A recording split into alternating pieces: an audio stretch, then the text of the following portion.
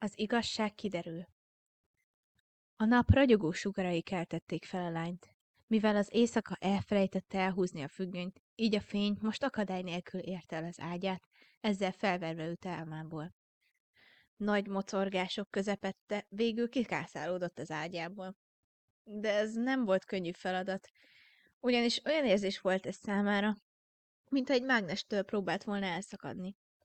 A fürdőszobába érve a tükörbe pillantott, és kicsit elszörnyűködött magán. Te jóságos ég! Szaladt ki a száján a hirtelen reakció. Az arca egy kissé nyomottan mutatott, a haja pedig össze-vissza állt. Gyorsan megmosakodott, majd megfésülködött, hogy nézzen ki valahogy, ha már be kellett mennie 2 vagy 3 órájára.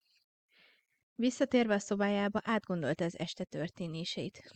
Olyan jól érezte magát. Ahhoz képest, hogy azt hitte a bulizás nem neki való, átgondolva ezt úgy döntött, hogy azért néha elmegy majd Lizzá. Viszont ami az ájulását illette, mintha minden megváltozott volna. Krisszel kezdve, aki olyan furcsának tűnt. Persze, miközben beszélgetett vele, rendesnek tűnt, de elég gyanús is volt. Egyfelől Liz nem látta a srácot. Másfelől pedig a fiú lopott a klubból. Na és amilyen hirtelen felszívódott, hihetetlennek tűnt az egész. Barátnője persze nem igazán hitt neki, és inkább az italnak tudta be a történteket, mint annak, hogy Emily tényleg azt látta, amit állított. Az egész olyan zavaros, ugyanakkor döbbenetes is volt. Tudni akarta, hogy pontosan mi történt az este. Ám amilyen szerencsés, ez sosem fog kiderülni. Ekkor jött egy hirtelen megvilágosodás, aminek a következtében eszébe jutott az apja levele. Hát persze, hiszen már korábban ki akarta nyitni a borítékot, de ez nem történt meg. Felkapta a székéről a kis táskát, és kihúzta belőle a papírt. Izgatottan tépte fel a borítékot, amiben 3 papír volt teleírva az apja kézírásával. Kezébe vette a lapokat, leült az ágyára, és elkezdte a legelejétől olvasni az írást. Én kis angyalom, drága Emily. Ha ezt olvasod, akkor én már nem vagyok az élők sorai között. Éppen ezért először bocsánatot kérek tőled, amiért magadra hagytalak, és hogy eddig nem mondtam el az igazat neked, ám ezt most megteszem. Nem tudom, emlékszel-e, de néha egyedül kellett hagyjalak a babysitterrel. Hidd el, ezt a te érdekedben tettem. Ugyanis olyankor mindig dolgoztam, és hát nem vihettelek magammal, mert ez eléggé veszélyes volt. Nem hagyhattam, hogy te is belekeveredj egészen eddig a percig. Mivel most már nagykorú lettél, így folytatnod kell, amit elkezdtem. Az örökségedet. Az igazság az, hogy látó vagy, és én is az voltam. Hogy ez mit akar? Nos, egy igen fontos feladatot. Tudod, a világ nem teljesen olyan, mint amilyennek eddig gondoltad. Nem csak emberek élnek itt, hanem angyalok és démonok is. Azt már nem kell külön ecsetelnem, hogy melyik képviseli a jót és melyik a rosszat. Ellenben azt már elárulom, hogy mi, látók, hova tartozunk. Mivel mi mindenkit mindig látunk, így kötelességünk fenntartani a békét, megvédeni az embereket bármi áron. Meg kell mondjam, ez nem mindig könnyű feladat. Kötelességünk ezt teljesíteni, de ugyanakkor úgy vélem, hogy egyben nemes és megtisztelő dolog is. Remélem egyszer megérted, hogy így van. Viszont még sok fontos dolgot kell elárulnom neked. Nyilván ismersz néhány részletet a Bibliából. Még ha nem is teljesek az ismereteid, bizonyára hallottál már Istenről és az arkangyalokról. Nos, minden igaz. Lucifer a pokol ura, ám alatta a langrétlán áll egy bizonyos Baltazár. A pokol hercegének hivatja magát a démonok körében. Fontos tudnod, hogy végleg meg akar szabadulni a látóktól és az angyaloktól is. Ehhez azonban szüksége van egy fegyverre. Emily eddig bírta olvasni a levelet, mert utána rádobta azt az ágyára. Egyszerűen nem tudta elhinni, hogy ilyesmit írt neki az apja. Éveken keresztül türelmesen várt eddig a percig, a boríték kinyitásáig, és most rá kellett jönnie, hogy hiába. Semmilyen más magyarázatra nem lehet a levélben, s meg kellett állapítania, hogy mindenkinek igaza volt. Az apja tényleg elmebeteg volt, és öngyilkos lett. Pedig annyira bizakodott abban, hogy az ellenkezője fog kiderülni. Azt remélte, hogy az igazság hatására nagy kő fog leesni a szívéről. Ám ez nem történt meg. Éppen ellenkezőleg. A mellkasa feszített, a szívverése felgyorsult, és a pulzusa is sebesebben vert. Dühös volt, s azt kibánta, hogy bár ki se nyitotta volna a borítékot. Olyan fájdalmas volt számára az eset, hogy érezte, ahogy a szemébe könnyek gyűltek, míg a torkában az ismerős gombóc jelenlétét fejezte fel. Meg akart szabadulni minden kellemetlenül kínzó érzéstől, és már nem akart semmivel sem foglalkozni. Abba is belegondolt, hogy jobb lenne, ha egyáltalán nem érezne semmit. Akkor nem árthatna neki semmi és senki. Csak hogy létezne a világban. Nem bírta tovább magában tartani a felkavaró érzéseket, így elterült az ágyán, a párnájába nyomta a fejét, és kiengedte a könnyeit, amik csak úgy patakokban folytak, eláztatva mindent. Emily összeszedte magát. Nem hagyhatta ki az iskolát, nem számított, hogy milyen állapotban volt. Fél óra elég időnek bizonyult arra, hogy rendbe szedje magát, és kilépjen az utcára. Kapkodva járt be biciklivel az iskolába, s nem sokan múlott, hogy elkéssen az aznapi első órájáról. Éppen ezért Lizzel nem is tudott szóba elegyedni, csupán az órák közötti szünetekben. Mivel barátnője ismét leolvasta az arcáról, hogy valami baja volt, ezért kénytelen volt beszámolni az apja levelének tartalmáról. Már amit elolvasott belőle. Nem akarta eltitkolni Liz elől, és jól esett neki, hogy türelmesen és figyelmesen végighallgatta őt. Egyedül Liz volt az, akivel Emily megoszthatta minden baját. A lány pedig mindig a rendelkezésére állt. Nem számított, hogy hol és mikor volt rá szüksége. Emily úgy mesélte el az infókat a barátnőjének, hogy az egyszer sem szakította félbe. Amikor a lány befejezte a beszédet, barátnője együttérzőn szólalt meg. Sajnálom, ám. Én szorítottam, hogy igazad legyen, de ez... Liznek összeszorult a torka. Nem tudta, hogyan fejezze be, amit elkezdett. Maga elé merett, mintha a levegőbe írva keresné a szavakat, miközben semmi sem volt ott. Ám Emily, megacélozva magát, befejezte helyette a mondatot. Mindent megváltoztatott. Liz bólintott a megjegyzésre, majd szorosan átölelte Emilyt. Ő ilyenkor mindig úgy érezte, mintha lett volna egy nővére, aki állandóan vigyázott rá. Vissza is ölelte barátnőjét, aminek hatására megtelt erővel. Az oktatás további része így már sokkal elviselhetőbb volt, és mire végeztek, Emily arcán már a mosoly is megjelent. Ez leginkább Liznek volt köszönhető, és annak a ténynek, hogy elkezdődött a hétvége. Noha nem volt sok dolog, amit Emily odahaza csinálhatott, de a puszta tény, hogy elszakadhat egy kicsit a sulitól, megnyugvással töltötte el. Bár nem szívesen akart egyedül maradni a mardosó gondolataival, megfordult a fejében, hogy Lizzel töltse el a hétvégét. Nem szándékozott rázúdítani a barátnőjére a vágyát, mert az eléggé életlennek mutatta volna őt. Szerencsére erre nem is került sor. Barátnője, kitalálva a gondolatait, helyette vetette fel a témát. Tudod mit? Ezek után már tuti, hogy nem maradhatsz egyedül a hétvégén. Kezdett bele Liz magabiztosan. Igen, otthon van az anyád, de vele nem hiszem, hogy ellennél. Ha gondolod, nyugodtan aludhatsz nálunk. Szívesen látlak, ahogy a családom is. Tette hozzá még gyorsan, mielőtt Emily rákérdezett volna erre. Kicsit megkökkent barátnője ajánlatára. Váratlanul érte Liz mondandója, de ugyanakkor fellélegzett. Hálásan rá is mosolygott a lányra. Nagyon rendes vagy, de előbb azért megemlítem a dolgot Jennának. Célzott mostoha anyjára Emily, s barátnője egy várándítással annyiban is hagyta a dolgot. Ezután a biciklitárolókhoz mentek mind a ketten, ahol Emily kilakatolta a saját járgányát.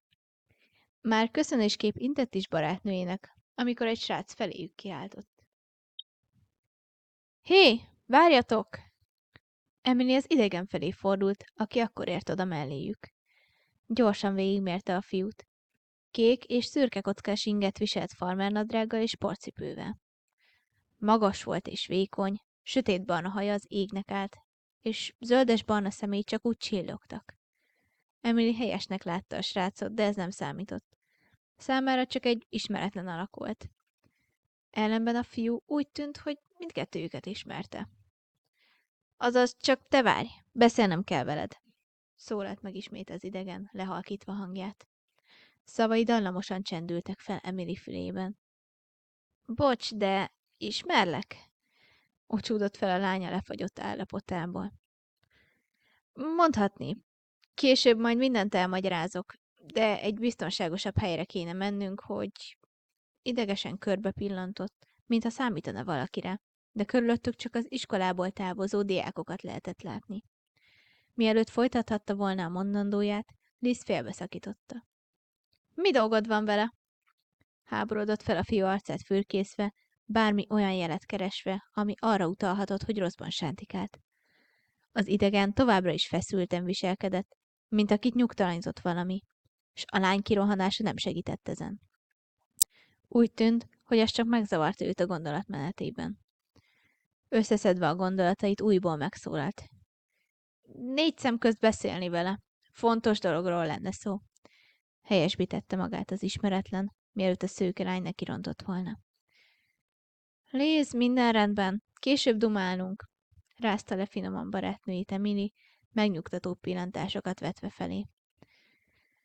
Liz nagy nehezen elfogadta ezt a döntést, és lassan odébb ballagott, de úgy, hogy még lássa a párost. Emily csak ezután szólalt meg. Nézd, nem tudom, hogy ki vagy. Fogott bele a monológba, de tovább nem is jutott, mert félbeszakították. Jack vagyok. A lány sóhajtott egy nagyot, s csak aztán folytatta a megkezdett gondolatát. Nézd, Jack, én akkor sem ismerlek téged, és nem értem, hogy miről is akarhatnál beszélni, ha ötletem sincs, hogy... Emily, nyugodj le! Próbálta csendesíteni a lány Jack, de ezzel csak rontott a helyzeten. Először csend állt be közöttük, s a fiú láthatólag érzékelte, hogy hibát vétett azzal, hogy kimondta a lány nevét. Ezzel Emily csak felzaklatta. Honnan tudod a nevemet? Pont a kérdőre egy kissé rekedten Jacket. Kérlek, nem kell tartanod tőlem. Segíteni akarok. Elmagyarázok mindent a levélről, az apádról, és hogy mi történt tegnap. Ám ekkor már Emily egész testében végigfutott a félelem. Honnan tudhatta ez a Jack mindezt? Talán kémkedett utána? Még mi minden deríthetett ki róla? Gyorsan felpattant a bicikliére, és mikor a srác közeledni próbált felé, csak rákiáltott. Hagyd békén! Jack erre megtorpant, s Emily, kihasználva az alkalmat, amilyen sebesen csak tudott, már el is tekert onnan.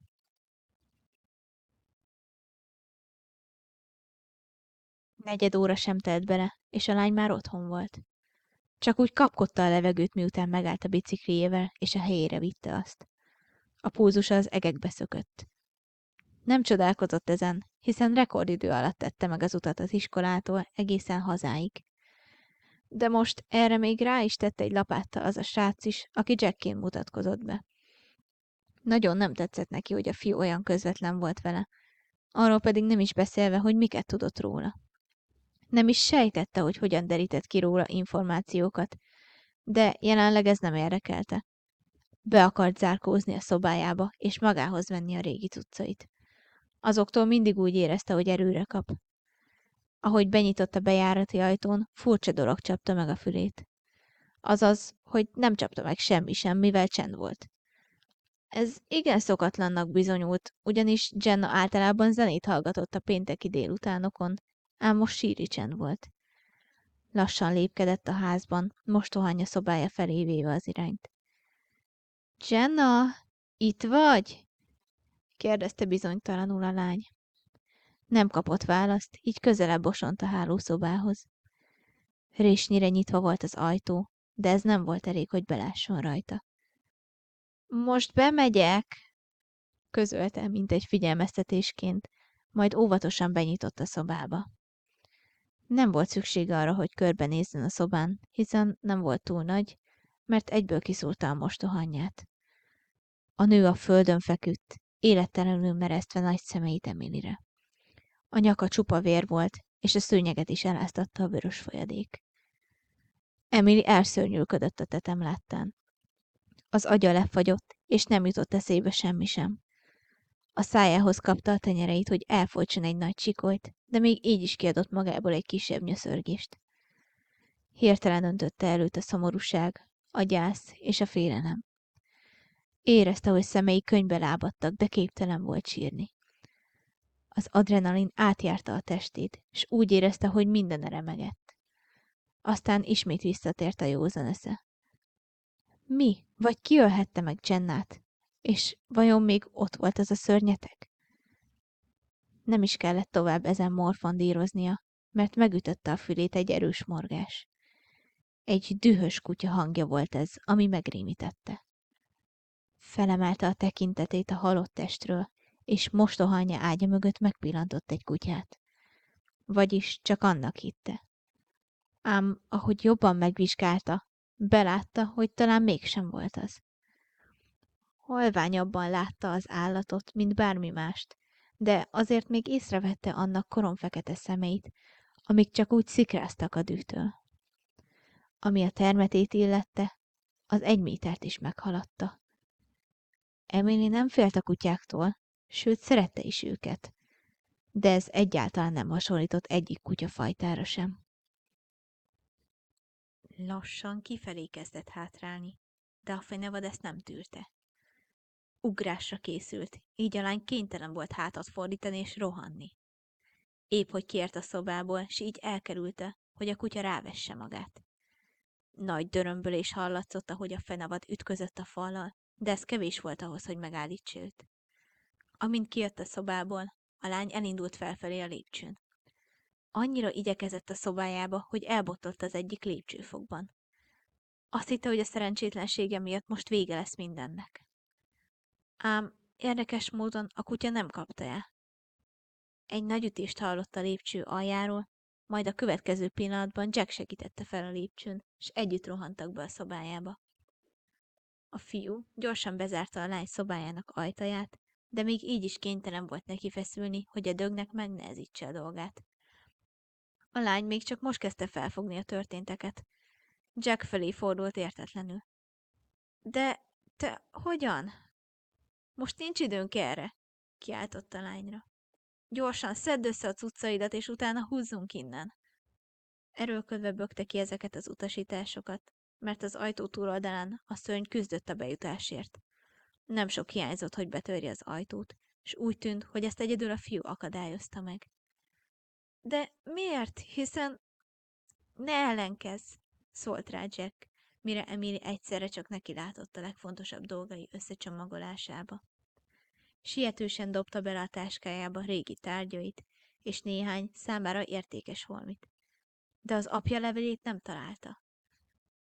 Kész vagy már? Nem találom a levelet.